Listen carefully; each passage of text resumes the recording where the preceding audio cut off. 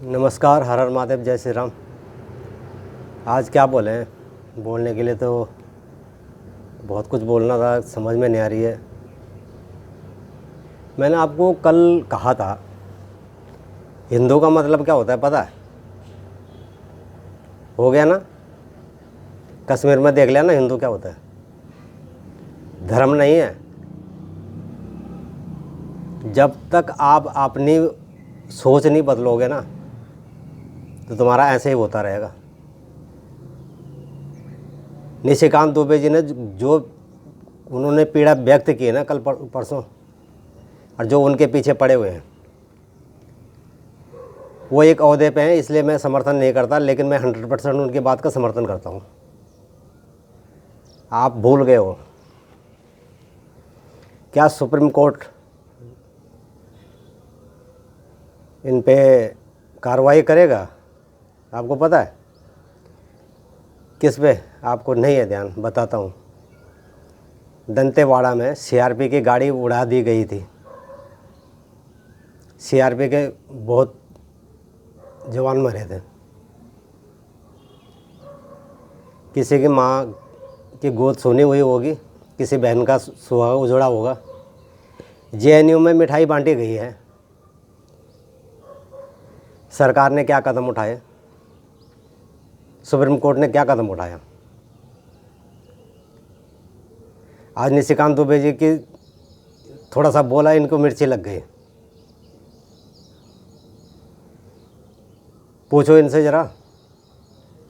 और फिर सबसे बड़ी बात तो ये है कि वो सीआरपीएफ वालों के घर परिवार वाले कहाँ हैं, जो ये तथाकथित जो ये बोल रहे हैं कि हम यूनिवर्सिटी में पढ़ते हैं, वो जवाहरलाल नेहरू में, वहाँ ये सिखाया जाता है। आपके बच्चे मर गए, वहाँ मिठाइयाँ बंट रही हैं। एक सवाल मैं आज और पूछना चाहता हूँ। बहुत सारे लोग बोलते हैं ना, नाथूराम गोडसे ने मार दिया, नाथूराम गोडसे के औलाद हैं, जितने भी कहते हैं।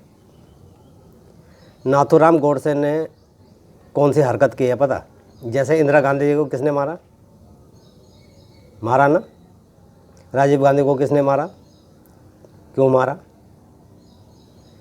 ये सवाल कोई नहीं पूछता कि महात्मा गांधी जी को क्यों मारा। आपने देखा होगा कि कोई अपने दादा को मार रहा, दादी को मार रहा, माँ को मार रहा, बाप को मार रहा है, बहन को भी मार दिया। आपने किस्से तो सुने होंगे ना। ये कौन सी मानसिकता है? मतलब मेरी मन की इच्छा पूरी नहीं होगी तो परिवार को ख़त्म कर दो, किसी को भी ख़त्म कर दो।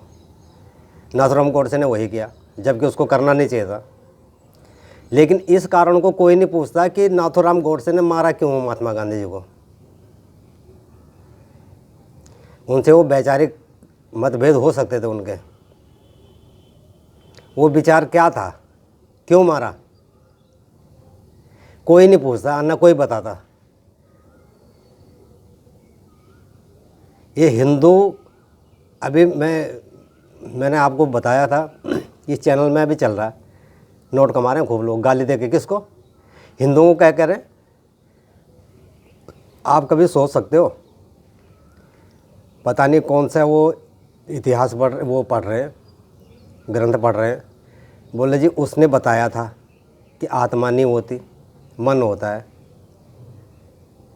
तो भैया जब आप इतने ही जानकार हो गए हो तो मन का भी बता दो और आत्मा का भी बता दो। शरीर मरता है लेकिन कुछ नहीं होता, बस वो हमारी बॉडी ख़त्म हो जाती है, काम करने लायक नहीं होती, मर जाती है। पता नहीं, हमारी समझ में नहीं आ रही है कि हमारे इस देश के लोग कौन सी शिक्षा सीख रहे हैं। फिर कहते हैं ग्रंथों में जो लिखा हुआ है, जो हमारे पुराणों में लिखा हुआ वो गलत है। फिर कहते हैं वहाँ वो सही बोल रहा है। पहले तो आप लोग तय कर लो कि इन लोगों से पढ़ाई करनी है, आपने क्या सीखना है। फिर कहते हैं भारत का इंसान जीना नहीं जानता, यहाँ का ये ज़िंदगी जीना नहीं जानता। अपने ही पूजा पाठ में लगा रहो, बाहर वाले जीना जानते हैं। आप इस बात से सहमत हो क्या? आपको पता है जीने का मतलब क्या होता है? ये जो तथाकथित जो वो कहने वाले ना, रेडीमेड कैसे बनता पता आपको? जिसको ये एंजॉय करते हैं खाने पीने में, कहना रोंगटे खड़े हो जाएंगे आपके, खाना छोड़ दोगे। लेकिन तुम्हें नहीं छोड़ना, तुम हिंदू हो, तुम्हें तो ऐसो आराम करनी है, दारू पीनी है। वो कहता था ना, हम पाकिस्तानी हैं, पाकिस्तान हमारा है। उस पाकिस्तान को, उस कश्मीर में आप घूमने के लिए जा रहे हो ना, क्या हर्ष हुआ आपका? देख लिया आपने हर्ष? इसको कहते हैं हिंदू। मतलब जो सांप काटने के लिए आ रहा है, उसे सांप को खिलाने पिलाने जा रहे हो आप लोग। और वहाँ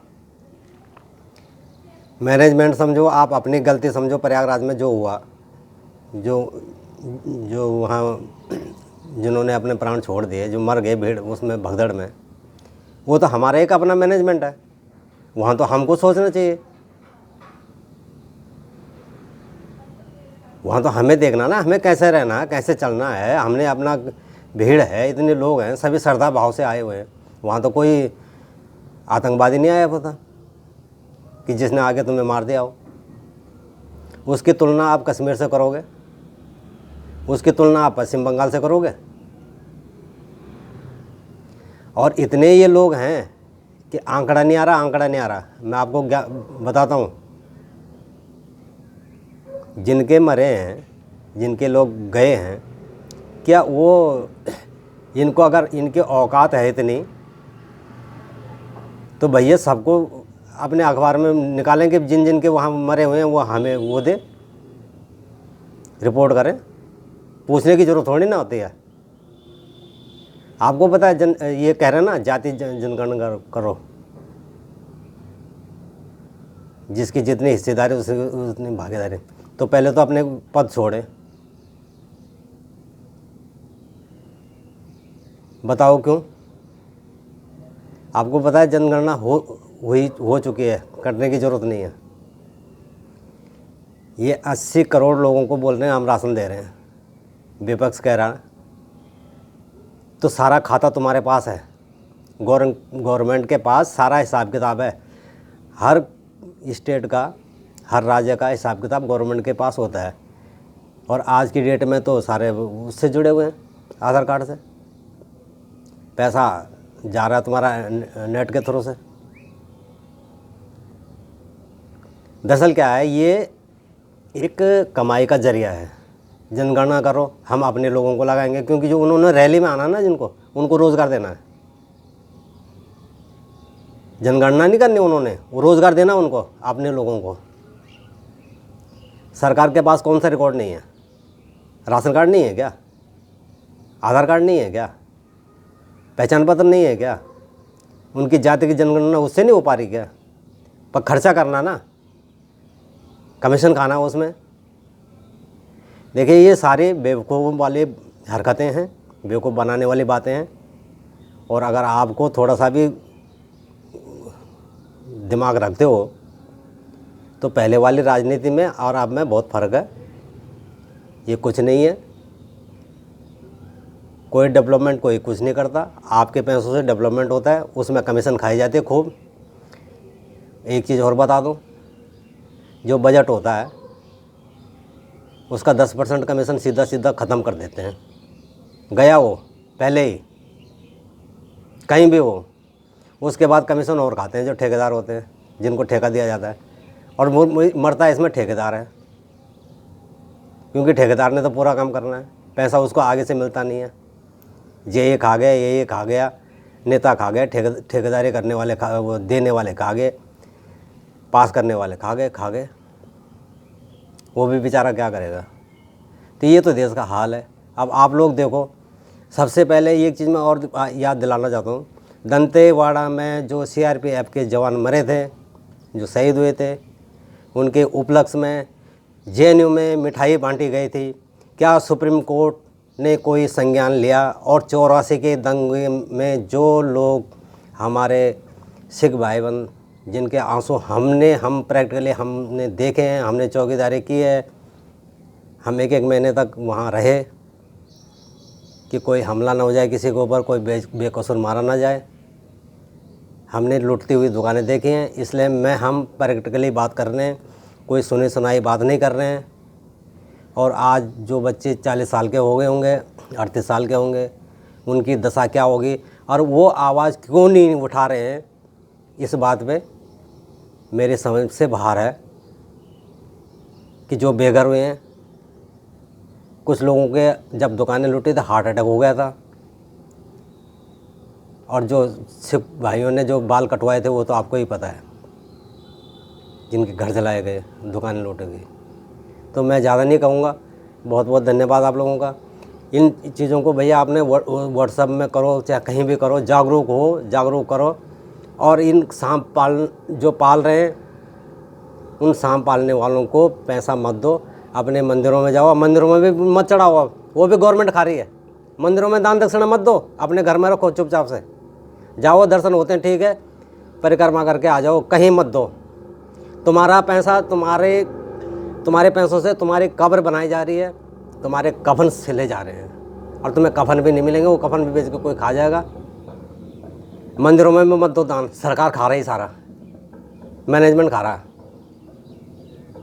बस ये देख लो अब, क्योंकि मंदिरों का दान आपके हाथ नहीं आ रहा, मैं और कहीं जा ही नहीं रहा। अरबों करोड़ों रुपए है जिससे आप का घर का वो हो सकता है। अब घूमने फिरने के लिए मंदिरों में जाओ, वहाँ बैठो आराम से, एक जगह छोड़ दो, बस कश्मीर छोड़ दो, आप जाओ मत। जब भोगे मरेंगे ना, जब, क्योंकि कटोरा फूट गया पाकिस्तान का, अब इनका कटोरा फूटने वाला है, जो भीग भी जाएगी ना वो भी नहीं बचेगी। और सारे तो ऐसे हैं नहीं। अमर अब्दुल्ला ने क्या कहा, वो अब्दुल्ला ने, पाकिस्तान ने चूड़ियाँ नहीं पहन रखी हैं, पहन ली ना चूड़ियाँ, दिखा दी ना उसने चूड़ियाँ, और तुम उसी को वोट दे रहे हो। बोला था ना उन्हें, चूड़ियाँ नहीं पहन रखी पाकिस्तान ने, दिखा दी तुम्हें औकात तुम्हारी। मोदी जी ये है औकात तुम्हारे सामने बोल रहे हैं, सुन लो मोदी जी, ये औकात है तुम्हारी। वो जो कह रहा है कि पाकिस्तान ने चूड़ियाँ नहीं पहन रखी हैं, और उसको तुमने मुख्यमंत्री बना दिया यहाँ की जनता ने, और वही तुम्हें वो कर रहा है। और आप लोगों ने ही, आपकी ही गलती है, ऐसे लोगों को तुम बंद नहीं करते हो। नमस्कार।